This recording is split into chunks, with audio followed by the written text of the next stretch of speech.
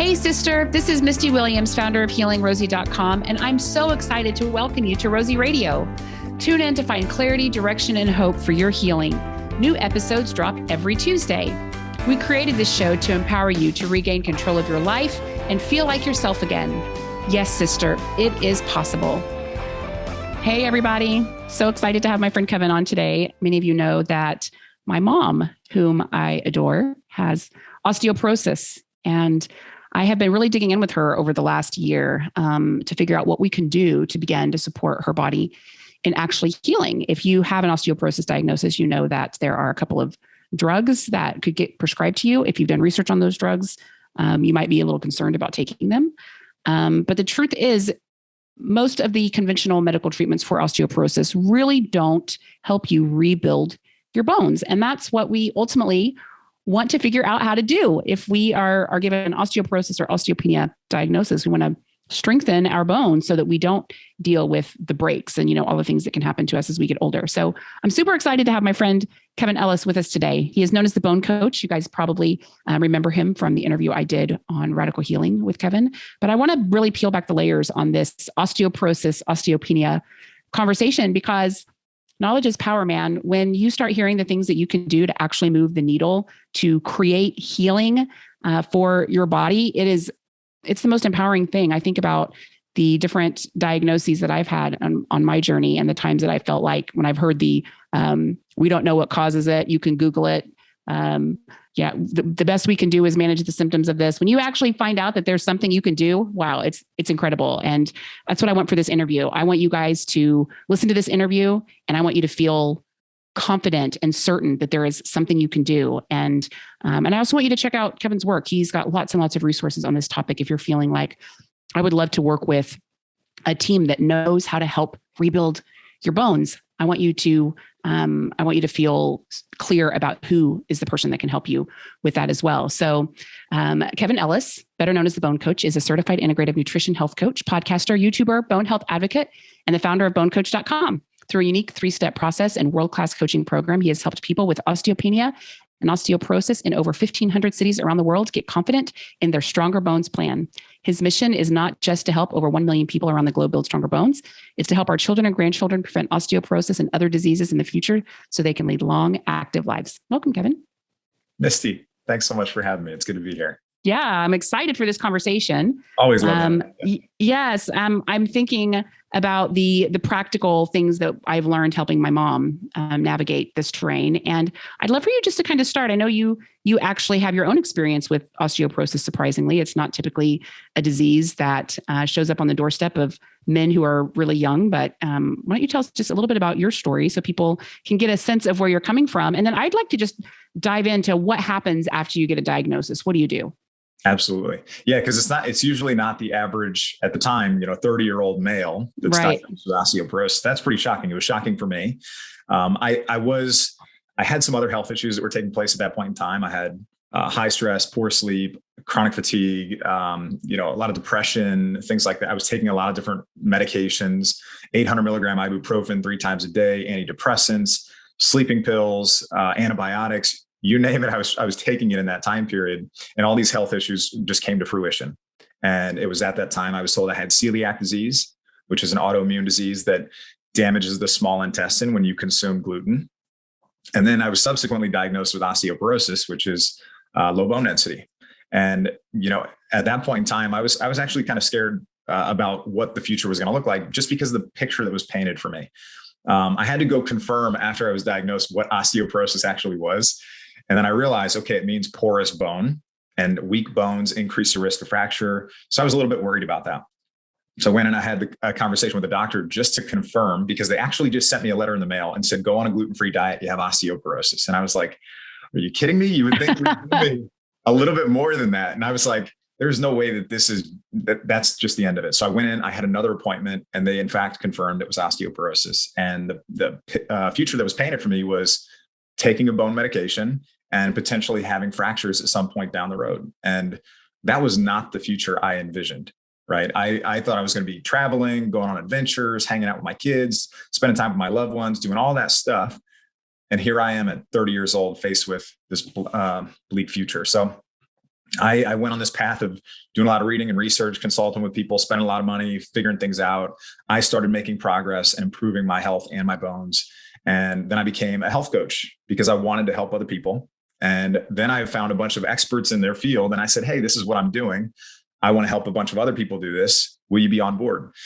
And a lot of people in the field of women's health actually were like, yeah, I love what you're doing. Let's do it.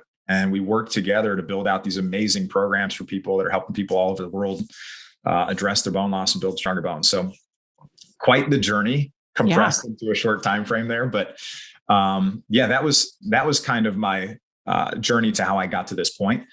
But usually it's the average 45-year-old woman plus that is diagnosed with osteopenia and osteoporosis. And in that office, when they're diagnosed, what they're told is take some calcium, take some vitamin D, go for a walk, and here's your selection of bone medications that you can take. And, we'll check back in on you in a year for your next bone density scan. And I will tell you right now, that is not going to work, right? That's not enough for people. There's so much more that has to be done at that point. And unless you know how to be your own best advocate, you're going to have a really hard time navigating that. And you're probably going to make an emotionally charged decision versus an educated and informed decision. Mm-hmm. So talk to us a little bit about what you did. I don't know if I've asked you that question. Like what specifically moved the needle for you? Well, the first thing that actually moved the needle was we had a kid on the way, and I was, my father, he passed away when my mother was 5 months pregnant with me. My father was told that he had cancer, and 2 months after I was born, he passed away. So my whole life, I had this fear that I was going to follow in his footsteps to an early grave and not be there for my kids. So when we had a child on the way and I got this diagnosis, and then I realized what that diagnosis potentially meant in the future, I felt like I was living the nightmare that I never wanted to live. Mm-hmm. So that turned into the greatest and strongest impetus for me to do anything. The research, staying up late, even though you probably shouldn't be staying up late if you're trying to address your health issues, just trying to do everything I possibly could.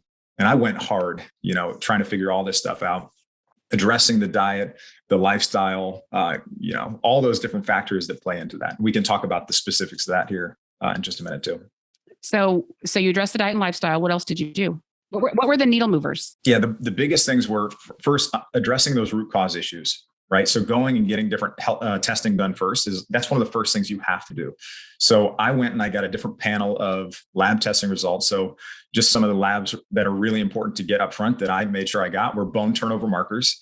That's one of the first set of tests that you have to get, because when you get a bone density scan, which is what tells you have osteopenia or osteoporosis, that's not going to tell you right then at that point in time if you are still losing bone density. So you got to take it a step further, and you have to get these bone turnover markers that can tell you if you're actively losing bone right now. So the one test that you need to get is a serum CTX, CT low peptide test. And that test is going to tell you the activity level of cells that are breaking down bone. And if that activity level is elevated, that can be an indicator of active bone loss. And then you have to go further and explore the root causes of that bone loss. You got to get I would get a 24-hour urine calcium test, which is going to tell you, it doesn't tell you the activity level of cells that are breaking down bone, but it tells you how much calcium you're paying out in a 24-hour period. The primary mineral constituent of your bones is calcium. So if that's elevated also, that can be another indicator of active bone loss. You get a complete blood count. Most people get that when they go to their doctors. Comprehensive metabolic panel, which is going to contain your electrolytes, kidney function, your liver function, your alkaline phosphatase. But it's also going to include serum calcium, which is an important marker to look at. You need to get your vitamin D done, because a low vitamin D level is going to be a risk factor for osteoporosis. And you want to make sure you get the 25 hydroxy vitamin D. And then at the same time, you're getting the calcium, the 25 hydroxy vitamin D, you also want to be getting something called PTH, or parathyroid hormone. And that test is actually, you want to get that test with the calcium, the vitamin D, and the serum ionized calcium. And that's a condition, if you have hyperparathyroidism, that's a condition that's going to pull calcium from the bones, also contribute to bone loss. So, and then one of the other major tests that you need to get tested to rule out is celiac disease. And that was one of my primary contributors to bone loss. Was I was consuming foods that, even if it wasn't gluten, Maybe it was some kind of food that had molecular mimicry and was mimicking gluten and was causing damage to my villi in my small intestine, and I couldn't absorb those nutrients anymore. So you need to rule those things out first. That's probably going to be your starting point. And if you find other things, you can investigate and explore a little bit further. So that has to be the starting point. So in your case, the celiac disease was kind of your root cause trigger. That was the main thing that was the primary one. Yeah. Yeah. Primary one. And by the way, for celiac disease, it's not just a malabsorption of nutrients. That's what a lot of people think. Like a lot of people think that if you have celiac disease, that that's going to cause osteoporosis just because of the malabsorption of nutrients. That's not always the only thing. Yes, it could be the malabsorption of nutrients, but if you have digestive issues, they can be a source of inflammation. And if you've got inflammation, that's going to kick up the bone loss. Okay. That's going to contribute to bone loss. And then you can also have an autoimmune attack on your bone cells too. Mm-hmm. So those are the big issues there. And that's why it's really important to, from a diet and lifestyle perspective, if you have an autoimmune condition, you're probably going to want to go that route of a paleo autoimmune protocol or something like that to get that autoimmune disease into remission so that you can reduce that inflammation and then start moving forward and making progress and slowly adding things back in. Yeah. Awesome. All right. So that was a great rundown of tests. I'm actually going to have these listed in the show notes if you guys are intrigued by what Kevin has just shared about the tests. I think it'll be really convenient for us to have those in the show notes for everyone. So you uncover the root cause of the osteoporosis, obviously, is step one. And then talk to us more about rebuilding. All right. We've uncovered, we know that we've got an autoimmune condition. We've cleaned up our diet and lifestyle. Now we want to reclaim the ground that we've lost. Yeah. So, you've already addressed the underlying root cause issues. You're starting to eat your diet and nutrition back. That's super important. In terms of diet and nutrition, one thing I didn't touch on is you want to make sure you're getting enough protein. You need to get good protein in those meals because your bones are 50% protein by volume. They need amino acids. So it's not like, if you're losing bone, that bone loss is just coming in and selectively plucking out the calcium. It's actually tearing down that protein structure that has the calcium with it, right? So in order to rebuild, then you have to have not just the minerals, but enough protein as well. So I would suggest, just for almost insurance purposes, if you're getting 30 grams of protein in a meal, that's going to be great, right? That's a great starting point for somebody to make sure you're getting 30 grams of protein in a meal. And then, you want to be like, if you're eating animal proteins, those are obviously complete proteins. If you're also incorporating, and if you're trying to consider just plant proteins as going to be enough, I often find that a lot of people fall short, right? They think that they're getting enough protein, but they're actually not. So incorporating animal products can be an important part of your plan, right? Mm-hmm. So that's super important too. So that's from a diet and nutrition perspective.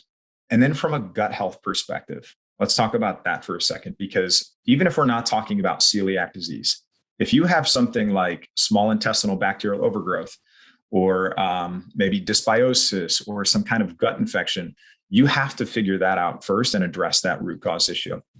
So you can always do gut health testing. Some of my favorite tests are the GI map. You could do the Genova Diagnostics has a good test that you can do for that also. And then when you get the results of that back, you're probably going to work with a functional medicine practitioner or a naturopathic doctor or a functional diagnostic practitioner, somebody like that, to help you start addressing the root cause issues of your digestive problems. That is then going to lead to being able to heal the gut, which is going to help you improve nutrient absorption, which is obviously only going to help your body and your bones heal. So that kind of has to be the next area that you focus on addressing. Mm-hmm. And then in terms of exercise, let's talk about the actual building component of that and the stimulus that's needed to improve your bones. So there are a couple different types of exercise that your bones need in order to grow and become stronger. And you need different stimuli too with those exercises. You need muscle pulling on bone, and you need impact. So when the muscle pulls on bone, you have a mechanical signal that sends a chemical signal that tells those bones to become stronger. Okay. And then the impact is also important for helping rebuild those bones. A lot of times people are just told, hey, go do some weight bearing exercise, go for a walk. I'm going to tell you right now, that's not going to be enough. Even if you've addressed your underlying root cause issue, going for a walk every single day is only going to help you maintain, probably at best. Okay. So you have to incorporate resistance training. And I'll talk a little bit more about specifics in just a minute. But in terms of weight bearing exercise, that's okay to incorporate also. So what does that include? Could be running, jogging, hiking, dancing, could be gardening, playing tennis, high impact aerobics, jumping rope, climbing stairs, playing soccer. Any of those things can be considered weight bearing exercise. What is not going to be helpful is the non-weight bearing exercise. That would be things like cycling, or paddling and canoeing, or kayaking, or swimming. That's a big one, because with weight bearing exercise, what that is where your bones and muscles, they're working against gravity to keep you upright. And so you're doing things on your feet. That's placing stress on your bones. When you're in those non-weight bearing exercises like swimming or kayaking or cycling, you don't have that stress, right? So you're not putting that stress on your bone. And that's one of the challenges that astronauts have too. When they go up in space, you're not working against gravity. You don't have that stress. That can actually reduce their bone density. So they have to actively work to address that. So what are some other things that people can do to address that? Add in the resistance training, and the muscle and strength training piece is super, super important. So you can use heavy resistance bands. That could be one approach to this. You can use free weights. You can use barbell weights. But some of the most important lifts to be doing are those major compound lifts, right? The deadlifts, the squats, the overhead presses, those lifts. And some of the other ones, those are the really important ones that you need to be incorporating. If you don't know how to do those exercises, I would go find somebody who knows how to help you do that, right? Because the next part of this is you have to be doing those exercises at an intensity that's going to stimulate muscle and bone growth. And that the studies show that the 5 to 10 rep range is what's most effective.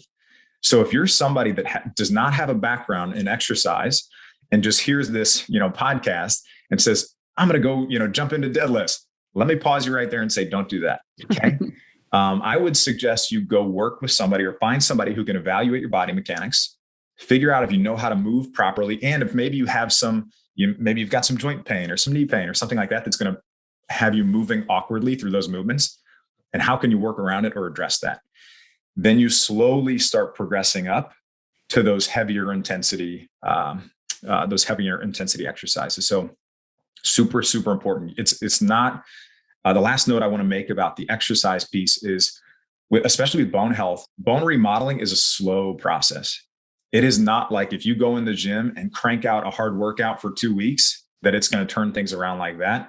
Your turnaround time, there's a reason bone density scans are only done every 1.5, 2 years.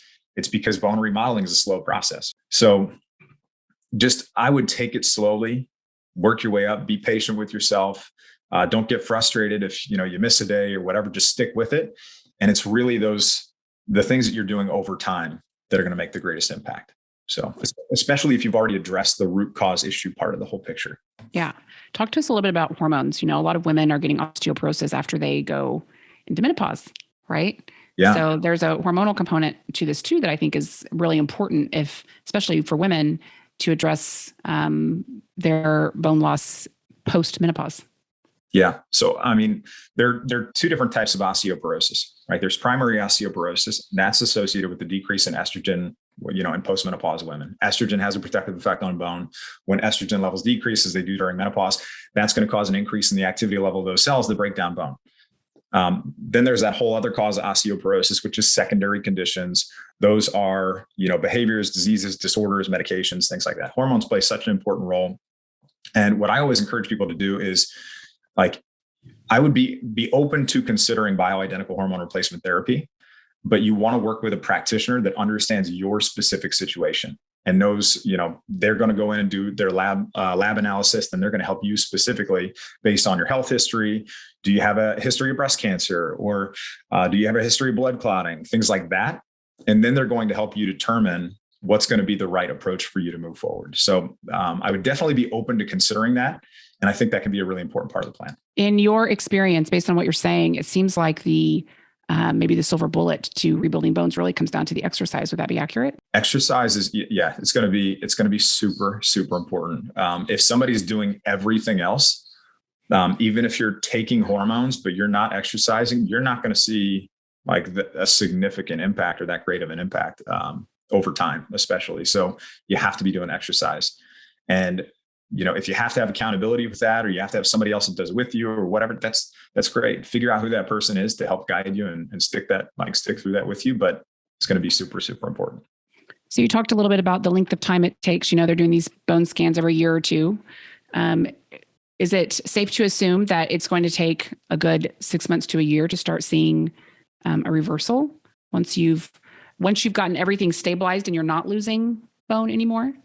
Yeah, this is probably one of the more common questions that I get, which is like, how long does it take to reverse osteoporosis? And I actually reframe people's thinking around the whole reversal term, because that can be really misleading in some situations. So I actually try to shift people away from that.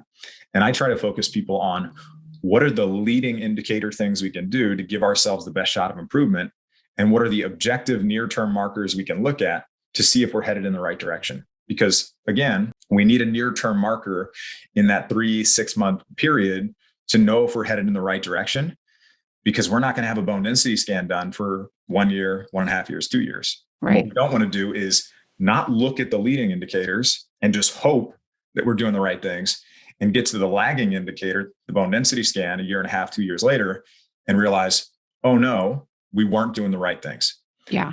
So what are those leading indicators? Well, are you improving? And these are obvious, but they're not obvious for everybody.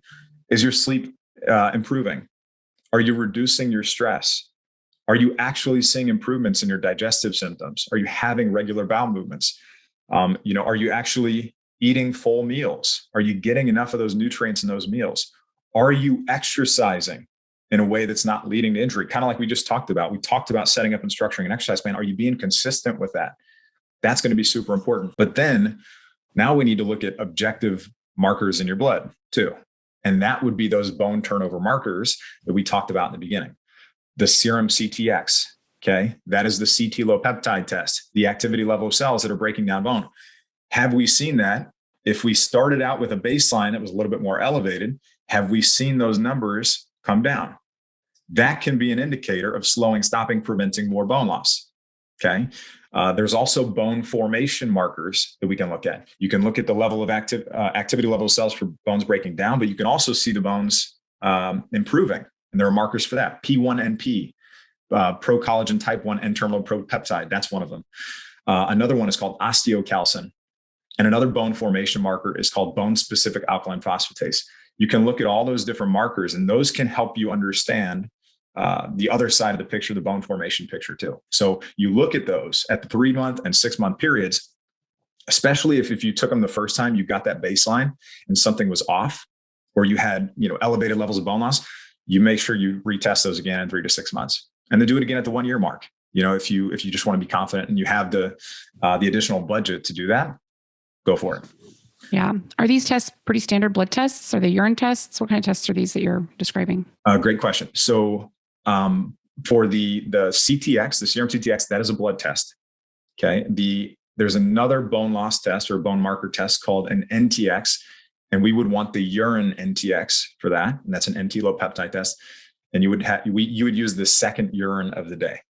Okay. But the other question that you were asking was, are they more common tests? And the other question I usually get is, will my doctor actually even order these tests?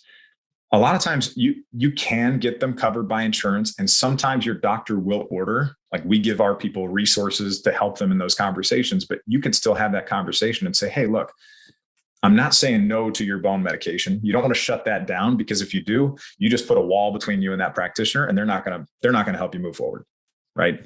But if you just say, hey, I'm not saying no, I'm just saying not yet. Can you help me make a more educated and informed decision? If you approach it like that, you're not damaging an ego. You're not doing any of that stuff, and you're helping move yourself forward too. They may be more inclined to order some of those tests for you. If they can't, there are still workarounds if they can't, or if they won't order them. Sometimes a doctor won't order the bone marker tests, especially if they're a general practitioner. Doctors might not order a test because if they don't know how to interpret that test, it may become a liability for them. Right. So if you ever encounter those situations, just know that may be one of the other reasons why they won't order a test. And then in those situations, you could just say, hey, can you refer me to somebody who does understand the interpretation of these tests? And usually what they'll do is they'll send you to an endocrinologist, or they'll send you to a rheumatologist, or somebody else who may have a specialty in that area, because the bones are an endocrine organ. And that's why a lot of times they'll send you to an endocrinologist. And that's usually who's going to be the prescriber of a bone medication as well. Yeah. Awesome.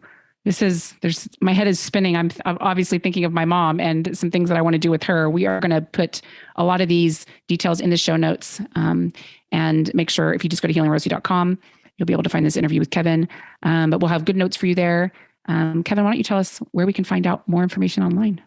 Well, you can always find me at bonecoach.com. If you go there, we've got some awesome resources for building stronger bones, addressing your bone loss. We have a free 7-day kickstart. We've got recipe guides.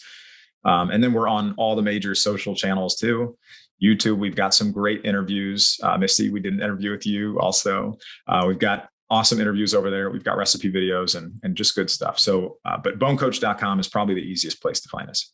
Awesome. All right, you guys, go check Kevin's website out. If you have questions about osteoporosis, osteopenia, if you have someone you love that has questions, this is such a great resource. And I feel really excited that we get to bring this resource to our listeners, because it's a common thing to deal with bone loss, and it can feel overwhelming. And especially when you hear doctors saying, we don't really know what causes it. Here's a couple of drugs you could take. I want to be more empowered than that. And I know you guys do too. So thank you so much for the work you're doing, Kevin. I really appreciate it. All right. Thanks for tuning in, everyone. We'll talk to you soon. That's it for this week's episode. Thank you for listening. I hope you're feeling more empowered to overcome your flabby, foggy, and fatigued, and to reclaim your life. If you haven't subscribed yet, don't forget to hit that subscribe button right now so you don't miss any of our episodes. We have some awesome shows coming right up. I love reading your reviews and comments too. They inspire me and encourage other Rosies to hang out with us and learn all these amazing strategies for healing and living our best lives. Till next time, sister. Bye.